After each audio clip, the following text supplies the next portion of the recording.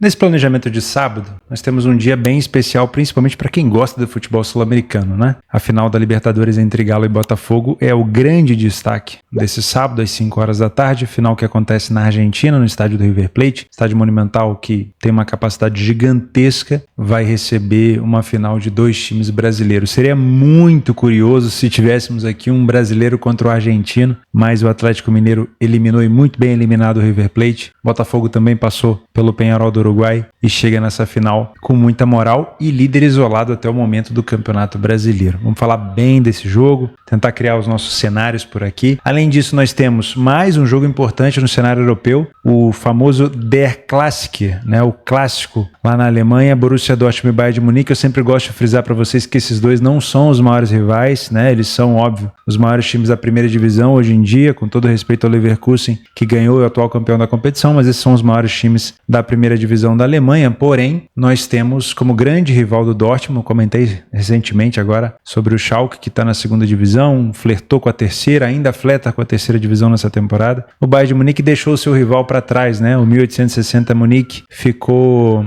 na terceira divisão, se não me engano, ainda está por lá, e o Bayern de Munique acabou adotando, obviamente, o Bayern como um dos maiores rivais. E temos também outros jogos interessantes no cenário europeu. O Barcelona, que voltou a vencer na Liga dos Campeões, enfrenta o Las Palmas. Na Inglaterra, nós temos o time do Arsenal pegando o West Ham fora de casa, o West Ham que também reencontrou as vitórias na última partida. Na Itália nós temos o Milan enfrentando o Empoli. No próprio futebol alemão, o Leverkusen, atual campeão, enfrenta o União Berlim fora de casa, que é sempre uma equipe muito difícil de se enfrentar. E no Campeonato Brasileiro da Série A, temos alguns jogos para cumprir tabela. Não vou dizer aqui do lado só do Bahia, o Bahia enfrenta uma equipe já rebaixada, virtualmente rebaixada, que é o Cuiabá. O Bahia ainda briga pela pré-Libertadores da América, né? Tá na mesma pontuação aqui do Cruzeiro, então acaba não sendo um jogo para cumprir tabela para as duas equipes, mas é um jogo de maior importância para o Bahia. O Criciúma tenta fugir do rebaixamento contra o Corinthians, que também briga por uma vaga na Libertadores. Corinthians que fora de casa não faz um bom campeonato, mas dentro de casa joga muito bem. Vamos ver se consegue fora de casa contra o Criciúma um bom jogo por aqui. O Criciúma precisa muito da vitória, disputando contra o Fluminense, contra o Atlético Paranaense, contra o Grêmio, pelo menos nesse momento que eu tô gravando, né? Uma tentativa de escapar. E o Vasco, que também tem uma chance remota aqui de uma pré-Libertadores, enfrenta o Atlético Goianiense já rebaixado. Mas o grande destaque desse dia de hoje, obviamente, é a Libertadores da América, é a final entre Atlético Mineiro e Botafogo. Meu nome é Theo Borges, esse é mais um Bom Dia Mercado, nosso planejamento diário sobre apostas e trade aqui no YouTube. Eu espero conseguir te ajudar a fazer o melhor planejamento possível para esse último dia do mês de novembro, um sábado, dia 30/11.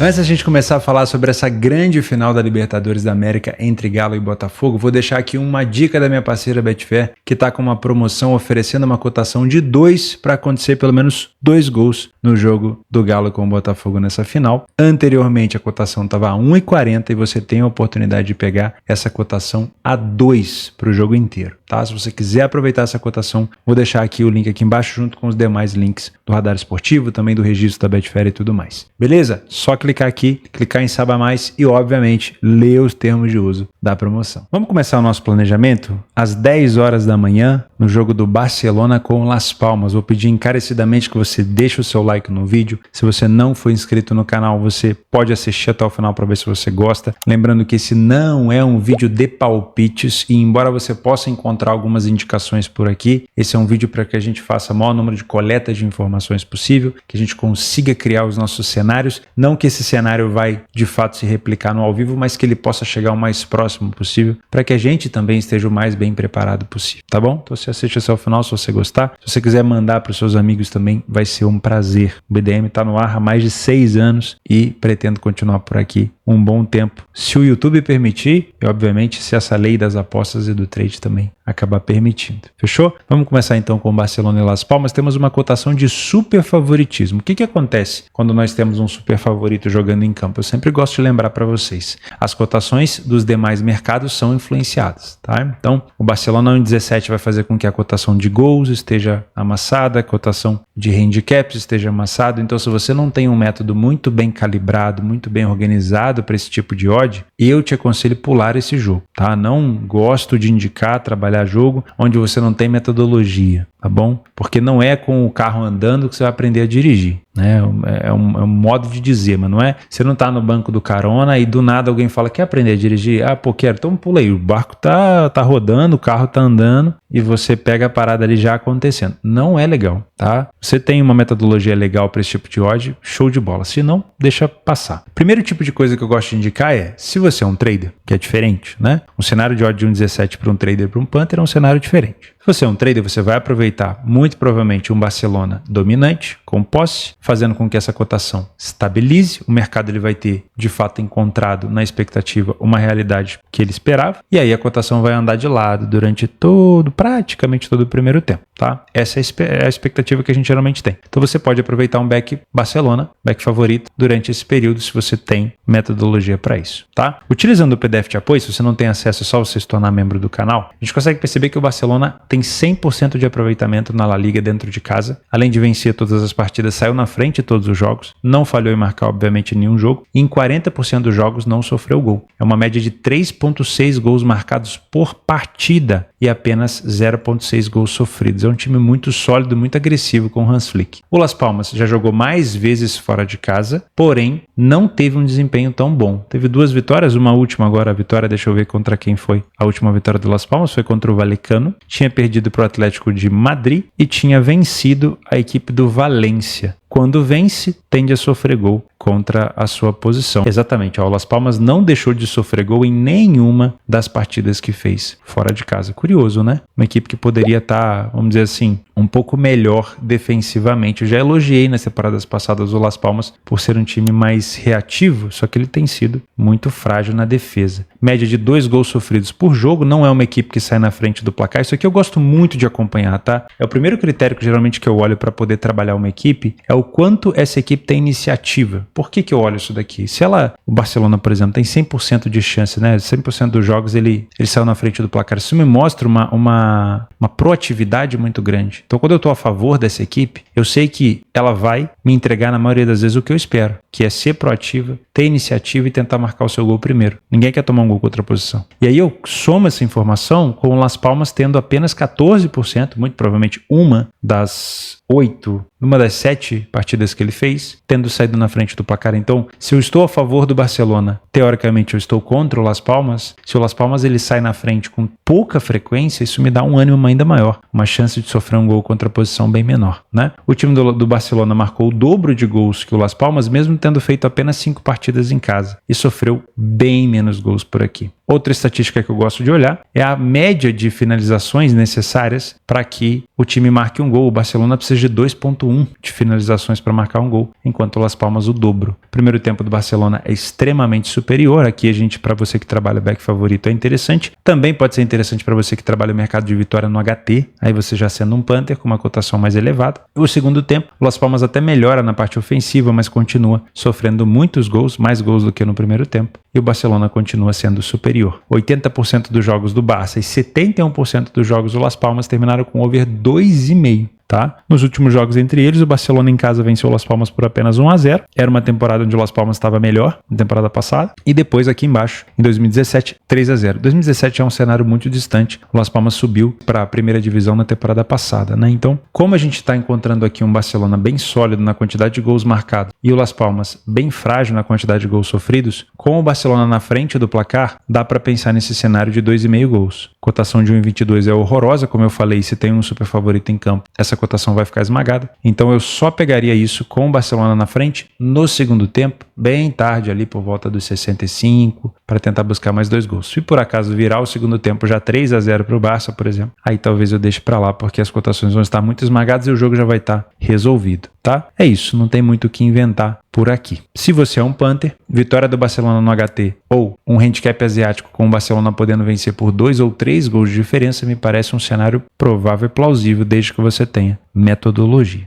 1h30 depois, às 11h30 da manhã, União Berlim enfrenta o Leverkusen, ou o Leverkusen, atual campeão, visita a equipe do União Berlim. Leverkusen está na 4ª colocação, 9 pontos de distância para o Bayern de Munique, que parece que reencontrou o seu futebol agora com o Kompany e tende a ser um campeão com extrema facilidade, se nada mudar. Enfrenta a União Berlim, que está aqui na metade da tabela, a equipe, junto com o Leipzig e o Bayern de Munique, que menos sofre gol na Bundesliga. Na verdade, o Bayern é que menos sofre, e aí empatado na segunda colocação, RB Leipzig e União Berlim. Então, fazer gols no União Berlim é muito difícil. Na casa do União Berlim, ele só tomou 3, e aí somente o Leipzig e o Bayern de Munique foram melhores, tá? É uma equipe muito sólida, defensiva, sempre foi, desde que subiu para a primeira divisão, já está ali há um tempinho. Teve uma época na temporada passada, por conta da presença na Liga dos Campeões, até ficou num grupo com o Real Madrid, né? Foi bem tenso, foi um grupo nada tragável, né? Foi bem difícil. E o União Berlim teve uma leve fase ruim defensiva, mas agora já se encontrou. Parece uma equipe já com maturidade de Bundesliga 1. O Bayer Leverkusen, nesse momento fora de casa, tem um desempenho bom, dá para dizer que é bom, não é excelente, sofre poucos gols, utilizando o PDF de apoio para ficar mais fácil. É uma equipe que venceu apenas 2 partidas das 5 que fez. Olha aqui, ó, o que eu gosto de acompanhar. Mesmo tendo empatado as últimas 3, o Leverkusen saiu na frente em todas as partidas, tá? O time do Leverkusen marcou 11 gols, tomou 7. O número de gols sofridos para uma equipe que é a atual campeã é alto, né? É uma equipe que teve uma queda de aproveitamento. Enfrenta a União Berlim, como eu falei, com uma defesa sólida, um ataque relativamente normal, mas uma equipe com iniciativa também e que está invicta dentro de casa. Então, confronto dos invictos. Aqui a gente pode ter um jogo terminando empatado ou uma das equipes perdendo essa invencibilidade. Já vimos que o time do Leverkusen, além de não falhar em marcar em nenhum jogo, também não falhou em sofrer. Isso é um problema. Isso tem dificultado a vida do Leverkusen em ganhar jogos, né? Marca todo jogo, mas sofre todo jogo. A equipe do União Berlim marcou em 4 dos 5 que fez, porém sofreu em apenas 3, né, dos 5 jogos que fez. Então uma equipe também que tem uma defesa um pouco mais sólida. O aproveitamento de finalizações do Leverkusen é superior. A equipe do União Berlim precisa de quase 5 finalizações no alvo para marcar um gol. O primeiro tempo é bem parelho. O time do Leverkusen marca tantos gols quanto a equipe do União Berlim, mas o União Berlim sofre até menos. O número de vitórias e derrotas parecido. Então, primeiro tempo cauteloso, onde a gente pode ter aqui uma correção de preço do favorito. Com isso, a gente pode ter um favorito se complicando, porque ele enfrenta uma equipe de boa defesa e também uma equipe invicta até o momento dentro de casa. No segundo tempo, não existe só uma queda do União Berlim, mas também do Leverkusen. Inclusive, o Leverkusen sofre bem mais gols aqui, mais que o dobro do União Berlim. Então, me parece que esse favorito pode se complicar, essa etiqueta, ela é bem enquadrada no Leverkusen. Quando eu coloco isso daqui, eu não estou dizendo para você que ele não vai vencer. Aqui, provavelmente no início do jogo, ele pode ter uma correção de preço mais abrupta, ele pode ter uma dificuldade maior de sair na frente, saiu na frente em todos os jogos, mas contra o União Berlim, que também sai na frente com frequência, 60%, pode ser uma dificuldade um pouco maior. O União Berlim pode estar na frente do placar e virar um jogo contra o União Berlim que se defende também pode ser mais difícil. O Leverkusen pode marcar só no final do jogo, então tem N fatores que podem complicar a vida do Leverkusen por aqui. Na última visita do Leverkusen contra o União Berlim, o jogo foi 1-0, né? Para você ver como é difícil, ó. 1-0 em 2024, em 2023 0-0, em 2022 é que foi 2-2. Então é raro o cenário de over quando se enfrenta o União Berlim na casa dele. Então eu não vou te indicar mercado de gols por aqui, acho que é um jogo mais para trabalhar ao vivo. Se você é um Panther, eu não te indico trabalhar com a vitória do Leverkusen seca com essa cotação. Acho que você pode esperar uma cotação mais elevada e durante o jogo, se o União Berlim estiver jogando muito bem, talvez até abortar essa missão, tá? Toma um pouco de cuidado porque o União é uma equipe que na maioria das vezes não encanta na parte ofensiva, mas a marcação é muito forte, marcação, pressão na saída de bola, e é um jogo muito físico. E aí, às vezes o cartão, para você que trabalha no mercado de cartões, pode até ser mais interessante do que propriamente o mercado de gols.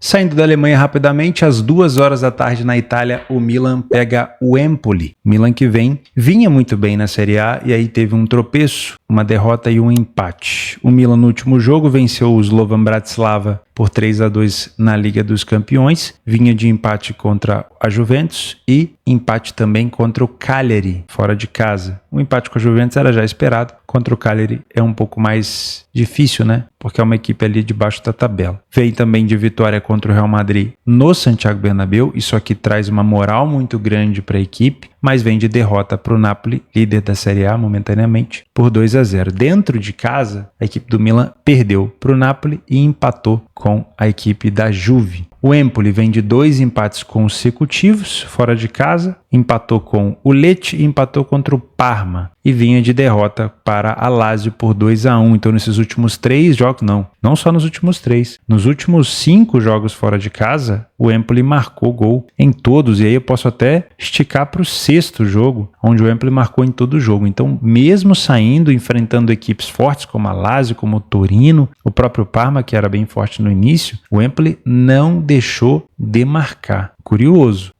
essa informação é importante. E se ele não deixou de marcar, ele também pode ser uma equipe muito agressiva. Olha aqui, 83% das vezes o Empoli sai na frente do placar. Então, quando eu penso, olha a diferença de um Barcelona, Las Palmas e do Milan para o Empoli. Quando eu penso em estar a favor do Milan, o Milan que é um favorito, não chega a ser um super favorito, mas é um favorito, eu tenho que tomar muito cuidado porque eu estou lidando contra uma equipe que tem iniciativa, que abre o placar, que não falha em marcar em nenhum jogo, pelo menos até o momento. E o Milan sai menos na frente do placar do que o Empoli. Então, o risco de tomar um gol contra a minha posição, se eu estou a favor do Milan, é mais elevado, tá? Não estou dizendo que o Milan pode se complicar nesse jogo, porque eu acredito que o Milan deva vencer, tá? Agora, pode ser um pouco mais difícil, principalmente se o Milan cair nessa armadilha do Empoli e se o Empoli sair na frente do placar, tá? Não é à toa, de 6 jogos disputados, o time sair na frente em 5, não é por acaso, tá bom? O time do Milan precisa de mais finalizações no alvo para marcar um gol do que o no Empoli. Isso reforça o fato de que o Empoli tem um aproveitamento muito bom e que não vai precisar de tantas escapadas, estocadas no contra-ataque para poder ferir a equipe do Milan. O primeiro tempo do Milan tem mais gols marcados, porém tem menos vitórias do que o do Empoli, e o Empoli ainda não perdeu nenhuma primeira etapa.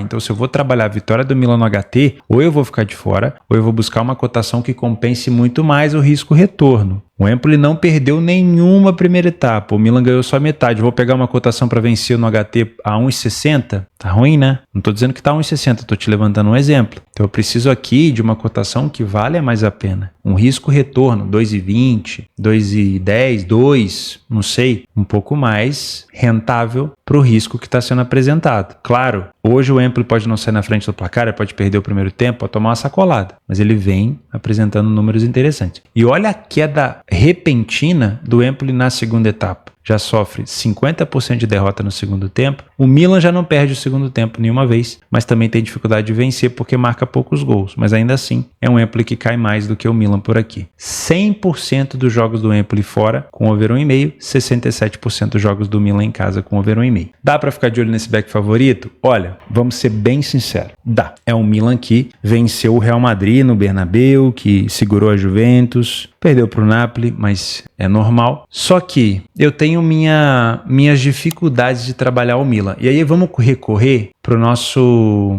outro aplicativo, o SofaScore, para entender como que o Milan vem jogando dentro de casa. Não custa a gente fazer um mergulho um pouco mais fundo, né, nas informações. Não vamos só ficar no achismo, vamos ver como que o Milan vai jogando essa temporada contra equipes mais acessíveis.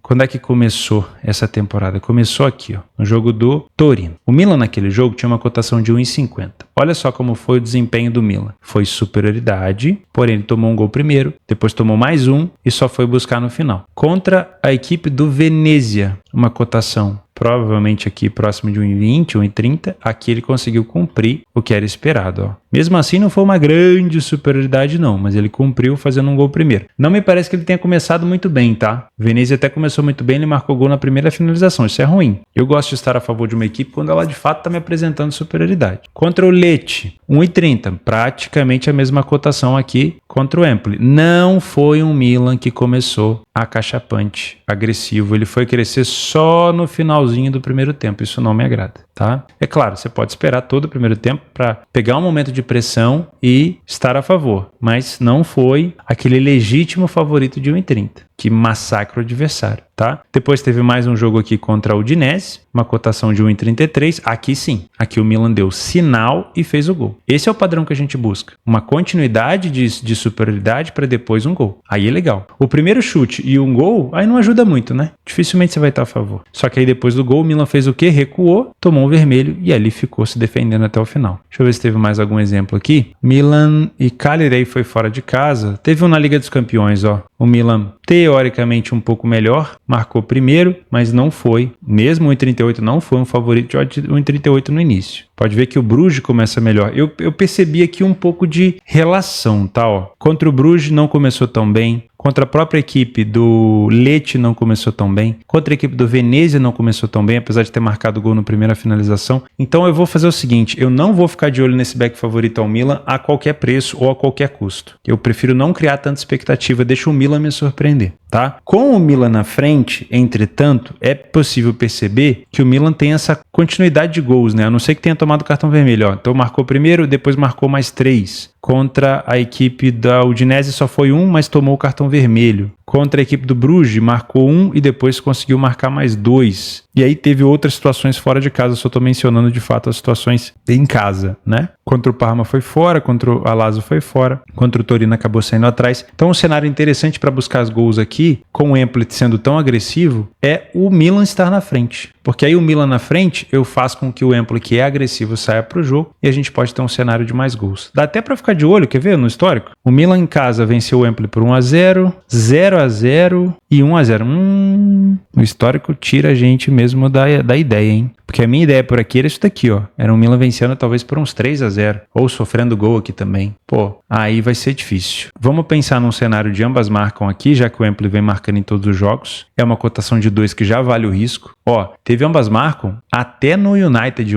anteontem, né? Contra o Bodo Glimt. Teve contra o City, contra o Feyenoord. Então, assim, tem sido uma cotação mais alta que dá para pegar. E contra o Empoli, vamos fazer o seguinte. Milan marcou primeiro, no primeiro tempo. O Empoli veio para cima, tentar buscar mais 2 gols. O over 2,5. Esse é um cenário pro ao vivo, tá? Se o Milan não saiu na frente, ou se o Milan saiu na frente e recuou e o Empoli não tá vindo, ou se o Empoli saiu na frente e o Milan não tá conseguindo penetrar, fica de fora. Mas um cenário pro ao vivo com o Milan marcando cedo e um Empoli se expondo pode ser legal. Lembre-se, como o Milan não costuma começar jogando tão bem no início e o Empoli é um time traiçoeiro para contra-ataque e marcar primeiro, tomaria cuidado para trabalhar esse back favorito no Milan. É provável que vença, mas eu tomaria um pouco de cuidado porque não é o estilo do Milan dominar de cabo a rabo o jogo. Saindo da Itália, às 2h30 da tarde nós temos na Premier League, talvez o jogo mais importante da Premier League nesse sábado, né? Temos o Forest contra o Ipswich, o Forest que tem ainda uma boa posição na tabela, apesar de, se eu não me engano, no último jogo não ter conseguido vencer, perdeu para o Arsenal por 3-0, exatamente. O Ipswich surpreendeu o Tottenham e depois empatou com o United, 2 bons resultados. O Wolverhampton pega o Bournemouth, o Crystal Palace recebe o Newcastle e o Brentford recebe o Leicester. Então, sim, Arsenal e West Ham é o jogo mais importante da Premier League nessa tarde de sábado. O Arsenal vem de uma grande vitória na Liga dos Campeões por 5-1 para cima do Sport. Mesmo Sport que tinha sapecado o City. Então o Arsenal vem, claro, numa confiança e num momento muito melhor. Não só pela goleada para cima do Sporting, mas também pela vitória para cima do Nottingham Forest, time, por exemplo, que tirou ponto do Liverpool, né? Venceu o Liverpool em Anfield. Mas falando em Liverpool, o Liverpool nesse momento ele já está numa distância muito grande, são 9 pontos do Arsenal e a mesma quantidade de partidas. Então o Arsenal, para tentar buscar, porque nesse momento, diferente da temporada retrasada e da passada, o Arsenal não é mais a caça. Ele não está sendo caçado, ele é o caçador. Então ele está indo atrás do Liverpool. O City está numa fase ruim, ainda assim está na frente, e o Arsenal tem a possibilidade de tentar se aproximar do Liverpool. Qual que é o problema? Não pode vacilar, principalmente nos confrontos diretos, né? Então o Arsenal tem que vencer as equipes medianas, de meio de tabela, como é o caso do West Ham, e não pode vacilar contra os grandes, tá? 1,42 é a cotação do Arsenal nesse jogo. Utilizando o PDF de apoio, a gente consegue perceber um West Ham que vem recuperando a sua forma, porque o início da temporada foi muito ruim. O West Ham chegou, se não me engano, vou até fazer esse exercício aqui, de tentar lembrar como foi o início da temporada do West Ham. Deixa eu pegar aqui o West Ham, mais fácil. Vamos dar uma olhada nos primeiros jogos do West Ham na Premier League, só pra gente ter uma ideia do que aconteceu. Ó, primeiras rodadas aqui do West Ham na competição. Lá atrás, Premier League começou aqui, ó, perdeu para o Aston Villa por 2-1, venceu o Crystal Palace, aí depois em casa perdeu para o City por 3-1, empatou com o Fulham, fora de casa, perdeu para o Chelsea por 3-0 e depois tomou um sacode do Liverpool na Copa da Liga Inglesa. Empatou com o Brentford, venceu o Ipswich, perdeu para o Tottenham e venceu o United. Começa aqui na vitória contra o Ipswich, a primeira vitória do West Ham em casa na competição. Aí venceu o Ipswich, venceu o United e empatou com a equipe do Everton,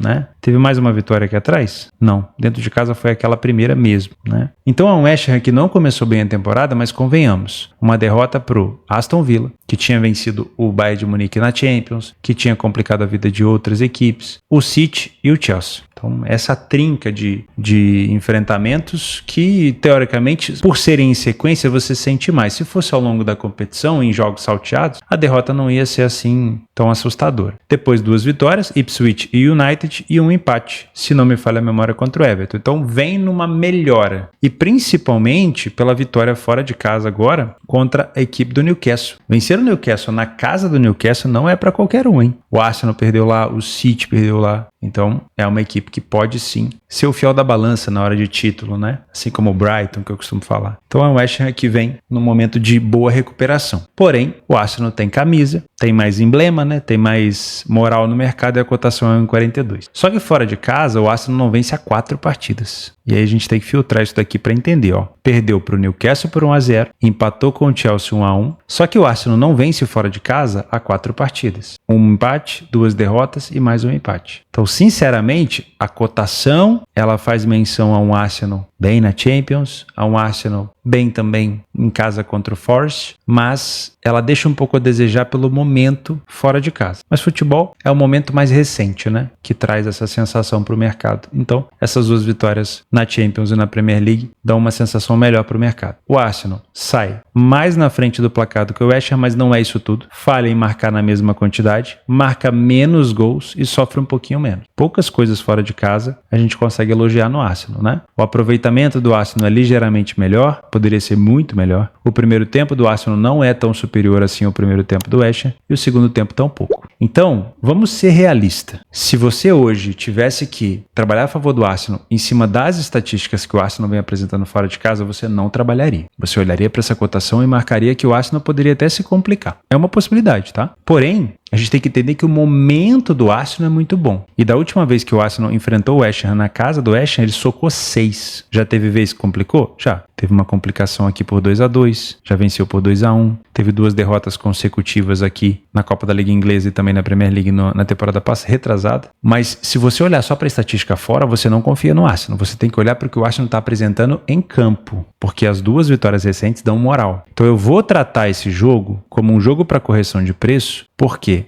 existe a possibilidade de se trabalhar contra o West Ham se o Arsenal estiver muito bem e até mesmo a favor do Arsenal se ele começar muito bem. Só que o West Ham é um time que não precisa da bola. E eu não gosto de indicar aqui um back favorito quando o adversário é tão traiçoeiro no contra-ataque. Tudo bem que o West Ham não tem saído tanto na frente do placar, mas a característica do West Ham quando joga contra equipes que são boas de proposição de jogo é não precisar tanto da bola. Teve esse jogo aqui, vocês vão lembrar, esse daqui, ó. Essa vitória do West Ham aqui por 2-0 em 2023. Essa vitória ajudou muito o City a ser campeão naquele ano, na temporada retrasada. Porque foi na temporada passada, desculpa, final de 2023 já é final da temporada passada. Foi uma derrota onde o Arsenal teve provavelmente, eu vou ver se eu consigo encontrar esse jogo aqui, onde o Arsenal teve provavelmente uma posse muito grande e o West Ham precisou de praticamente alguns contra-ataques para poder chegar no seu gol. Ó, vou encontrar esse confronto aqui junto com vocês pra gente dar uma olhada. Foi 2-0 pro West Ham, tá aqui embaixo, tá aqui, ó. Vamos ver como é que foi esse jogo. Ó, o Arsenal começou bem o jogo, tomou um contra-ataque, tomou um gol, tá? Depois desse contra-ataque e o gol, o Arsenal tomou o controle da partida de novo. Estilo deles. Mais proposição de jogo, mais pressão. Um contra-ataque, 2-0. O Arsenal se recompôs, vamos pra cima, vamos tentar buscar. Um contra-ataque, pênalti pro West Ham, eles perderam um penal no final ainda, né? O Benrahma perdeu o pênalti no final. Então, a característica de jogo do West Ham não mudou muito. Então, a gente tem que tomar um pouco de cuidado com essa cotação aqui do Arsenal. Porque se o Arsenal quiser aplicar um jogo propositivo, como foi aqui, o West Ham não precisaria muito da bola para poder punir o Arsenal. Então, primeira coisa que eu gosto de te indicar, se você vai trabalhar a favor do Arsenal, seja num punch, seja no trade, esquece a análise rasa de jogo, posse de bola. É importante? É, mas o que o Arsenal está fazendo com essa bola? E como West Ham se comporta nos contra-ataques. Pode ser que o West Ham não precise de 2 ou 3 contra-ataques para marcar. Pode ser que no primeiro ele já consiga. Então existe um risco aqui, incumbido. Para mim, então, é um favorito que pode se complicar, tá? Não estou dizendo que vale a pena você trabalhar lei Arsenal nessa correção de preço. Eu vou até tirar essa correção de preço aqui, porque ela vale mais para o West Ham. Porque estar com a ideia de trabalhar contra o Arsenal é estar com uma ideia de ir contra o mercado. Porque o mercado já confia no Arsenal e provavelmente o estilo de jogo com a posse, e aí o mercado gosta, ele vai estabilizar o preço do Arsenal e fazer com que ela suba em conta-gota. Então, se quiser trabalhar a favor do Arsenal aqui, que seja no trading, com o Arsenal dominante, sabendo do risco do contra-ataque, ou, se você for um punter, tentar buscar uma cotação bem mais elevada que faça esse risco aqui valer a pena. Por conta do seguinte risco, o Arsenal não vem bem fora de casa e o West Ham está no momento bom, onde ele virou um pouco a chave e já conseguiu subir um pouco na tabela de classificação. Se você perceber nos últimos jogos, o ambas marcam entre eles também não é algo incomum. Aconteceu 1, 2, 3, 4, 5, 6 vezes de 10. Mas a cotação de 1,91 ela poderia ser um pouco mais alta para valer a pena o risco, tá? Então, para trabalhar ao vivo, acho que são esses os cenários. Agora, voltando para a Alemanha, às 2h30 também, aí nós temos problemas em relação a horário, né? Nós temos o West Ham com o Arsenal às 2h30, o Dortmund com o Bayern também às 2h30, toma um pouco de cuidado com isso, tá? Temos o Der Classic aqui com 1,67 para o Bayern de Munique, não vou contestar essa cotação, o Bayern de Munique realmente é uma equipe hoje muito sólida, muito forte com o Company. Das últimas vezes que se enfrentaram, o Bayern de Munique venceu 1, 2, 3, 4, 5, 6, 7, 8 de 10. Tivemos um empate e a última vitória do Dortmund. Essa vitória do Dortmund aqui foi na temporada retrasada, né? No final da temporada retrasada, onde tinha tudo para o Dortmund ser o campeão. E aí no final eles ficaram, não, pode ser, não, seja você, fica à vontade. Aí foi aquele cavalheirismo. Acabou que o Dortmund na última rodada, se não me falha a memória, se complicou contra o Mainz. Se não me falha a memória, foi contra o Mainz. E o time do Bayern de Munique venceu o Colônia e foi o campeão, tá? Era pro Dortmund ter sido campeão, mas não foi. Então no histórico já indica um favoritismo muito grande pro Bayern. Porém, temos aqui um fator Dortmund em casa muito bom. Melhor mandante com 6 vitórias em 6 jogos. Porém, um Bayern de Munique fora de casa também muito bom, 5 vitórias em 6 jogos, um empate. Esse empate fora de casa, eu não me lembro se foi recente, acho que foi há 3 jogos atrás, né? Foi aqui, ó, contra o Frankfurt, grande time de contra-ataque também. Omar Marmouche deitou naquele jogo. Olhando o PDF de apoio, a gente consegue ver aqui duas equipes muito sólidas, mas tem um contexto. O contexto é, o time do Dortmund, mesmo tendo muitas vitórias em casa, sendo o melhor mandante, é um time que toma gol com muita frequência, principalmente na Bundesliga. Não tomou do Freiburg, mas tomou do Leipzig, do São Paulo, e assim a gente vai. Então é uma equipe que cede oportunidade. Jogando contra um Bayern que não deixa de marcar, que saiu na frente em todos os jogos que fez fora de casa e que tem uma quantidade de gols marcados bem maior. O time do Dortmund sofre, apesar de sofrer sempre quase, sofre a mesma quantidade de gols do que o Bayern. E no aproveitamento, as duas equipes são muito sólidas. Então, ao mesmo tempo que eu não consigo contestar essa cotação do Bayern pelo que ele apresenta no campeonato hoje, já tem aqui uma distância de 10 pontos para a equipe do Dortmund, eu tenho que ficar um pouco ressabiado com o que o Dortmund pode apresentar em casa. Para mim, é um jogo para correção de preço, porque se o Dortmund começar muito bem, essa odd do Bayern vai corrigir. Qual que é o problema? Dar o contra-ataque para o Bayern. Porque a gente vê quase todos os jogos, o Bayern de Munique tendo domínio e controle total do jogo. Por quê? Porque o Kompany gosta de jogar assim. O Dortmund tem uma grande velocidade no contra. Então o Bayern de Munique com a bola e o Dortmund no contra-ataque não vai fazer essa odd do Bayern subir. Se o Dortmund quiser em algum momento do jogo fazer um jogo propositivo e deixar o Bayern de Munique para contra-atacar, a gente vai ver um time do Bayern que não está dentro dessas características, mas isso não quer dizer que ele não seja perigoso, tá? O Bayern de Munique talvez nessa temporada com o Kompany não esteja apresentando muito o jogo reativo, mas se for necessário, o Bayern sabe jogar desse jeito muito bem,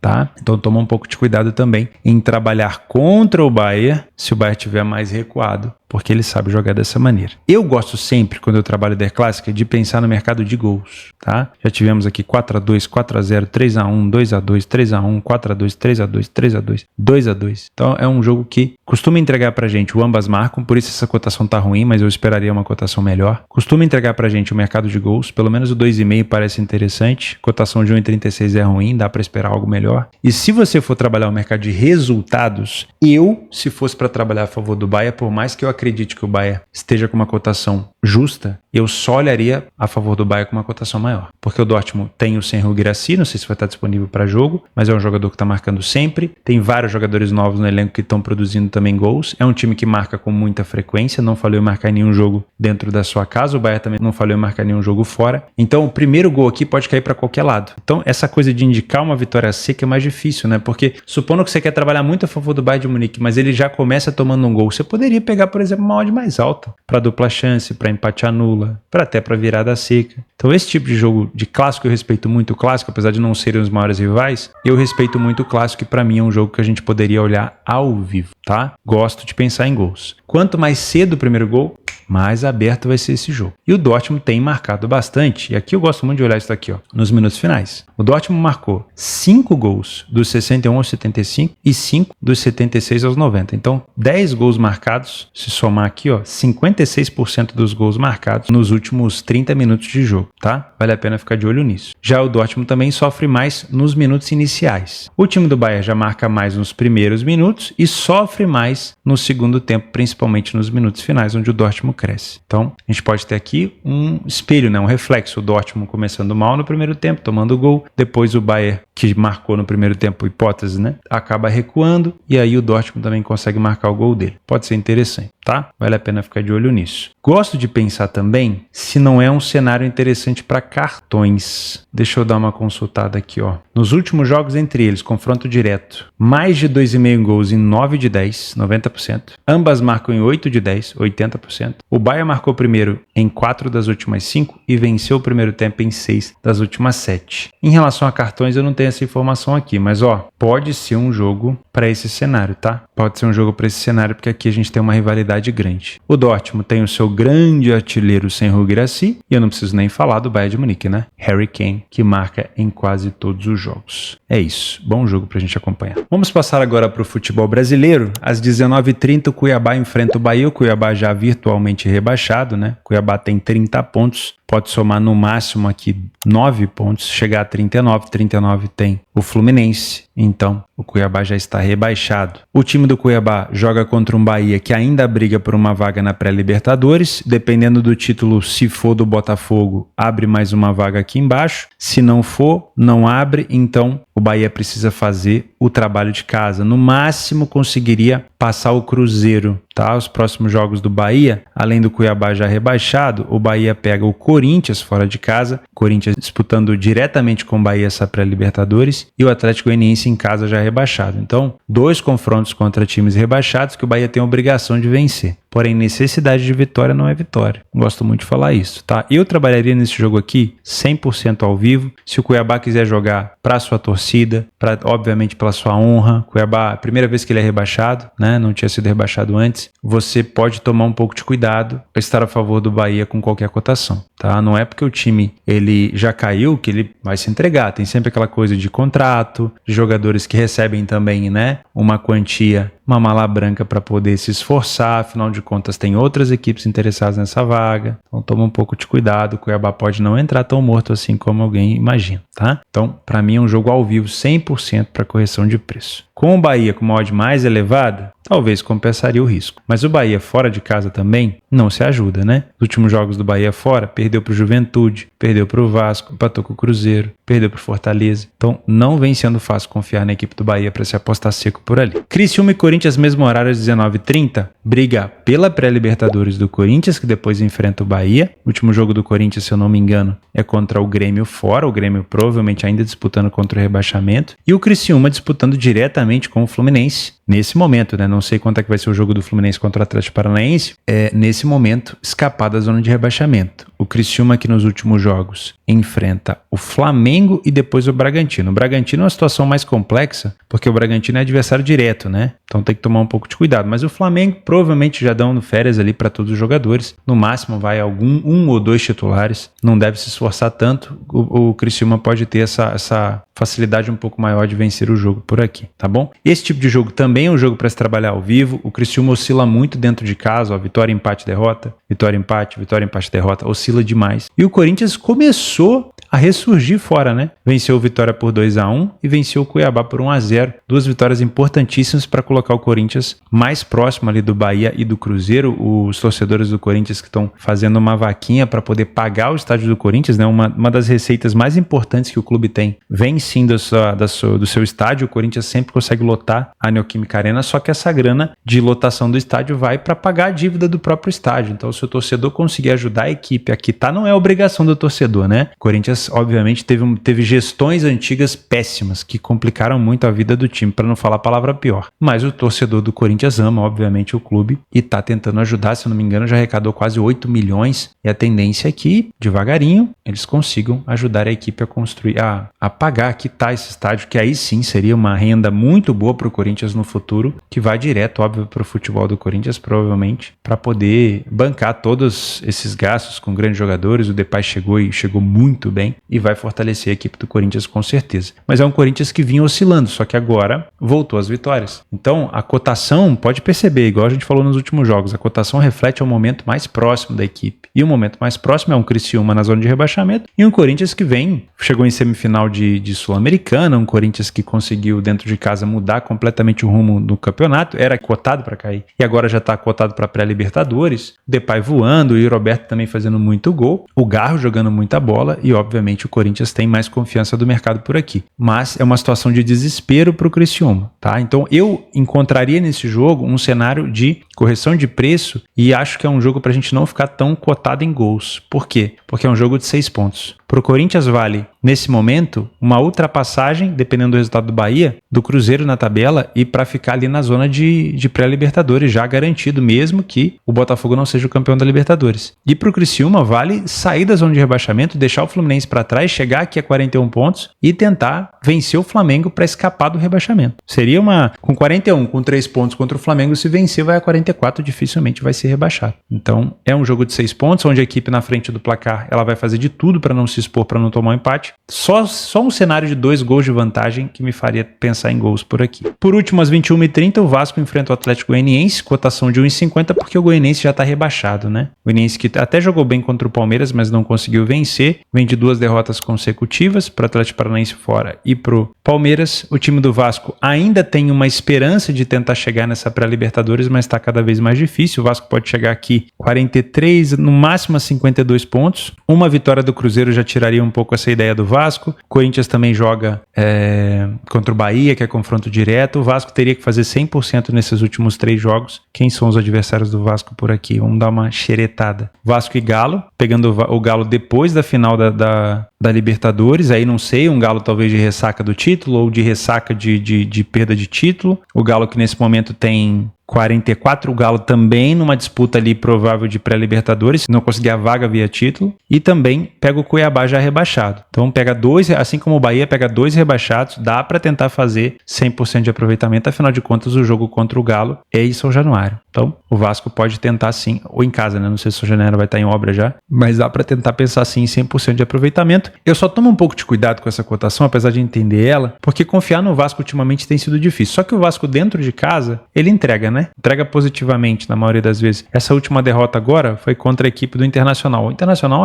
se tivesse aí mais 5 rodadas com o Roger Machado, talvez estivesse até disputando o título mais lá em cima, ou já estivesse até numa liderança mais isolada, é o melhor time do retorno. Mas o Vasco vinha entregando bons resultados e pega um Goianiense que, olha, como vocês podem ver, é só morro abaixo, tá embalado morro abaixo, 30 gols sofridos. Realmente, se o Vasco não vencer o Goianiense aqui do jeito que eles estão, pode esquecer qualquer chance de pré-Libertadores. Então dá para pensar numa vitória do Vasco, mas eu não pegaria 1,50, eu tentaria pegar uma cotação um pouco mais elevada. Pensar em correção de preço só se o Goianiense chegar muito forte para marcar pressão, mas aí é tentar entender algo que não faz muito sentido, né? Que o Goianiense não briga por mais nada. Então, ou é a vitória do Vasco com odd mais alta, ou é não fazer nada. Bom, chegamos aonde todo mundo espera, principalmente o meu editor, o William, que é botafoguense roxo. Vamos falar sobre final da Libertadores, Atlético Mineiro e Botafogo. Lembrando que aqui não tem clubismo, né? A gente está analisando esse jogo de uma maneira muito difícil, porque é um jogo difícil de se analisar, tá? Então, de uma maneira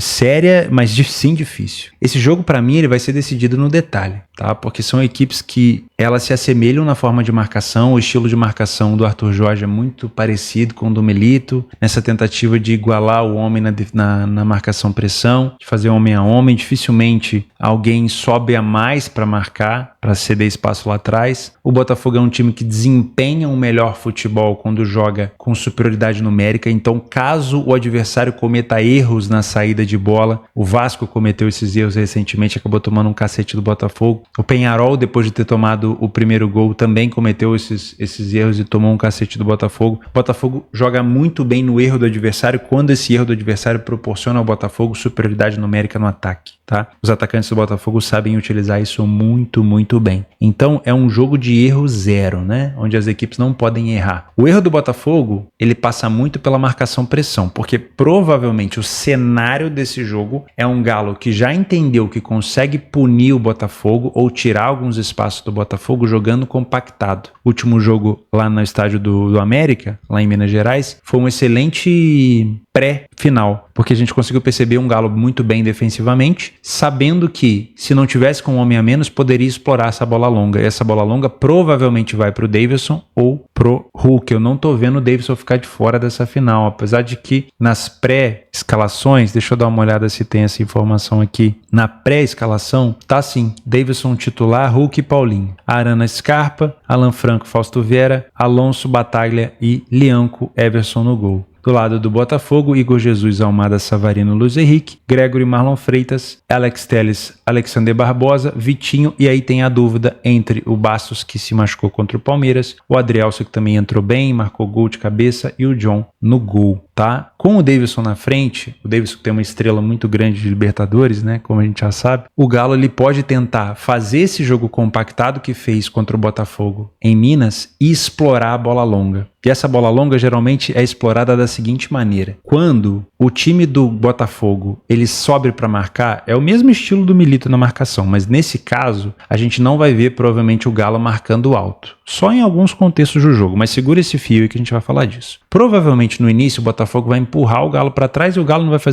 vai fazer questão nenhuma de ficar saindo, ele vai compactar. Quando o Galo sentir que a marcação-pressão do Botafogo está 1 para 1, homem a homem, não tem superioridade numérica, provavelmente o Botafogo não vai fazer isso porque o Arthur Jorge não gosta, sentindo que está 1 para 1 ali na frente, eles sabem que lá atrás o Davidson, o Hulk e o Paulinho também vão estar no 1 para 1. E eles são muito bons, né? Contra o River não foi tanto no segundo jogo, mas no primeiro foi. São muito bons nessa casquinha da bola vindo da zaga, né? Então provavelmente o Hulk escorando para o Paulinho, Davidson escorando para o Paulinho ou para o Hulk, ou até mesmo o Paulinho escorando para o Hulk e para o Davidson. E aí é homem contra homem, é 1 para 1, mas essa casquinha geralmente desestabiliza a zaga do adversário. Então você deixar talvez numa segunda bola recuperada pelo Galo lá na frente, o Hulk finalizar de fora, o Davidson entrar na área, é um grande perigo. Mas é a chance que o Galo tem, na minha opinião. Colocar um time um pouco mais recuado, chamar o Botafogo não vai comprar a ideia de 2 para 1 na marcação-pressão, vai ser provavelmente marcação homem a homem. Sabendo disso, o Galo vai tentar essa bola longa para esses jogadores. É claro que o Galo não vai jogar assim o tempo todo. Provavelmente em algum momento ele vai querer subir, aí continua o fio que eu tinha comentado antes. Nessa de subir, tem que subir muito bem. Marcar o Botafogo pressão na saída de bola, que é o que o Arthur Jorge gosta de fazer, né? Marcar pressão, tem que ser feito com maestria. O time inteiro tem que jogar bem. Porque se um jogador subir demais, se houver um drible ali, vamos supor, a bola foi no Gregor ou foi no Marlon Freitas. O Arana ou o Alan Franco foi para cima do Marlon Freitas para tentar esse bote. Tomou o drible, já sabe-se que alguém vai sobrar, né? Eu tenho visto bastante vídeo de analistas técnicos e táticos, eles têm falado muito disso. O Botafogo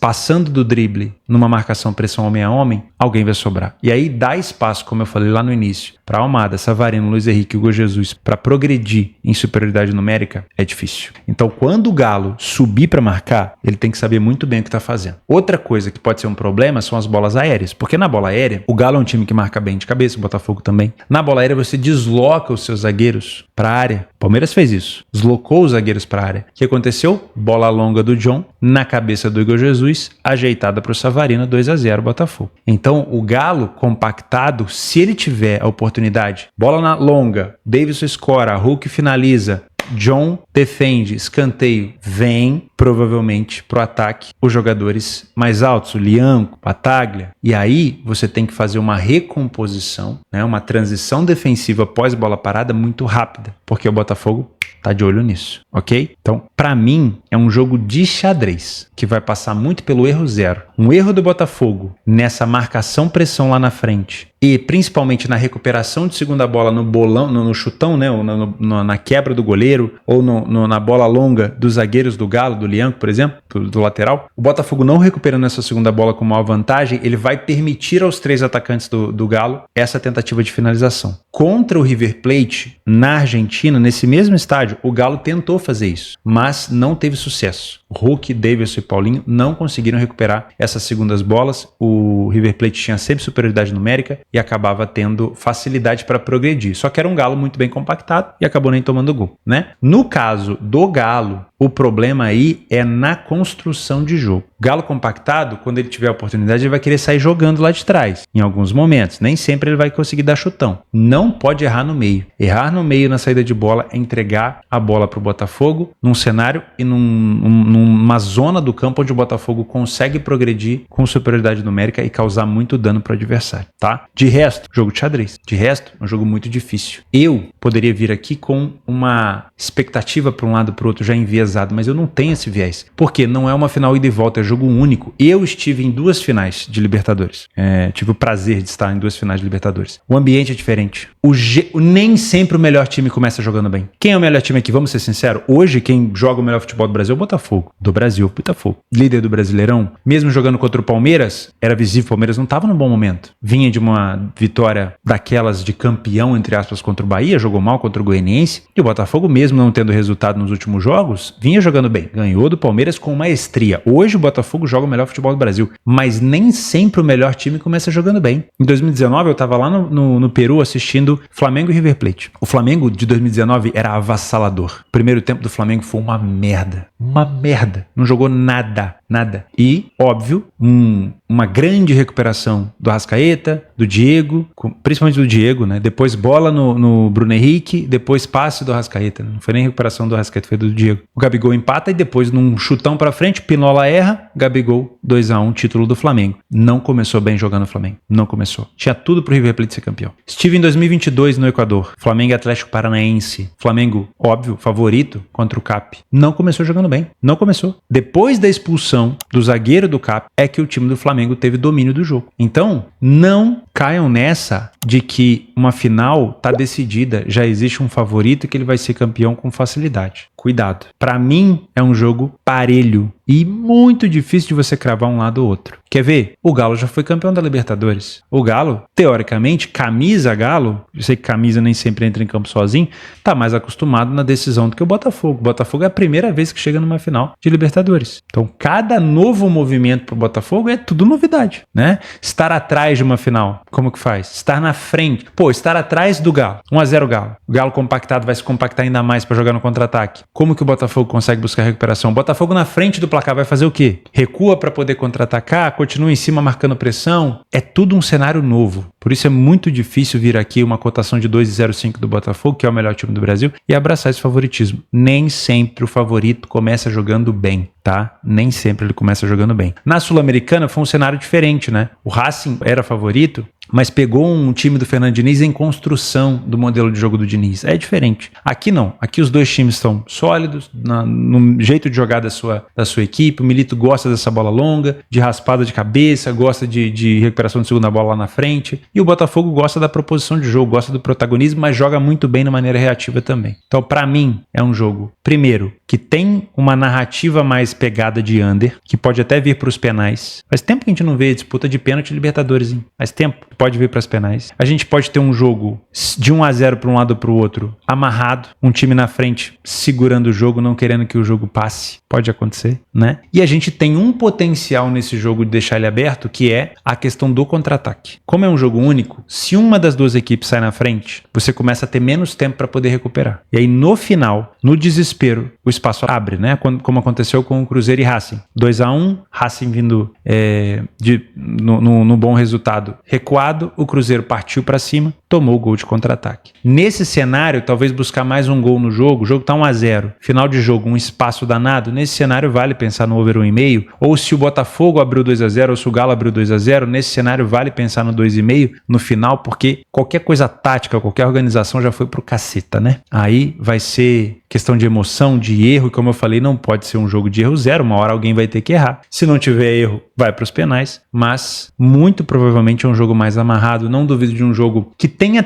aí até ia falar aqui de um jogo com tendência para cartões, porque é mais amarrado, só que geralmente em finais, o juiz ele tende a deixar o jogo correr um pouco mais, ele tende a não querer ser tanto protagonista, tem alguns que gostam de ser, aqui no Brasil então nem se fala, mas que não queira ser tanto protagonista assim e deixa o jogo correr um pouco mais, tá? Para mim é um jogo de correção de preço, se você é um trader. E se você é um punter, com todo respeito, não acho que seja um jogo fácil para você trabalhar. Nem handicap, nem vitória seca, nem dupla chance, nem empate anula. Não acho. Para mim é um jogo que vai ser definido provavelmente no detalhe e que eu tô vendo muito mercado comprar, e talvez seja isso mesmo, a ideia de um Botafogo protagonista, mas o Galo defensivo não quer dizer que é um Galo acuado. O estilo defensivo que você provavelmente vai ver do Galo, deve ser esse que vai aparecer, ele é treinado. E ele não está sendo treinado à toa. Se o Galo conseguir não sofrer gol do Botafogo e explorar a bola longa e o nervosismo do Botafogo, o Galo pode aproveitar por uma bola para matar o jogo, tá? Agora, é erro zero. Não aproveitou e errou na marcação, o Botafogo vai ter superioridade numérica. E aí, meus amigos, se você tiver em desvantagem contra o Botafogo, o Palmeiras que diga, fica um cenário muito difícil, que o Botafogo, quando tá na frente, ele aproveita muito bem também os erros do adversário. Eu, sinceramente, não apostaria em nenhum dos dois lados. Para mim, é um jogo muito amarrado, quiçá até podendo ir para a disputa de penais, tá? Então, no máximo, trabalharia o mercado de match odds aqui para correção de preço. Potencial de gols nesse jogo, como eu falei, é ou um time na frente e os espaços começando a aparecer mais tarde, lá para os 70, 75, e aí dá para pensar no over limite, ou um time com 2 gols de vantagem. 2 gols de vantagem é sempre um cenário que desbloqueia jogos. E aí, 2 gols de vantagem tanto para um quanto para outro, pensar num 2,5 gols até um pouco mais cedo, ali por volta dos 60, pode ser interessante. Agora, no pré-live, trabalhar gols aqui, eu tô fora, porque é aquele tipo de jogo, não é de 6 pontos, não é de 12, não é de 9, é de 12, porque vale o primeiro título do Botafogo na Libertadores e vale o bicampeonato do Galo também na Libertadores. Hoje, o Botafogo é mais favorito pelo mercado, por ser o melhor time do Brasil. Mas final é diferente, tá bom? Muito obrigado pela sua companhia. Vou deixar aqui embaixo o link do Radar Esportivo com todos os jogos complementares. Tem muito jogo nesse sábado. O espaço aqui embaixo, tanto para você que é clubista, quanto para você que vai me ajudar com correções, informações e complementos. E também vou deixar o link da minha parceira Betfair, com Pix instantâneo, para você sacar e depositar. Aqui embaixo para você se inscrever se você não tem conta na maior bolsa esportiva do mundo. Um grande abraço para você. Fica com Deus. Boa sorte para você, botafoguense, para você, atleticano. Eu vejo você amanhã. Um grande abraço.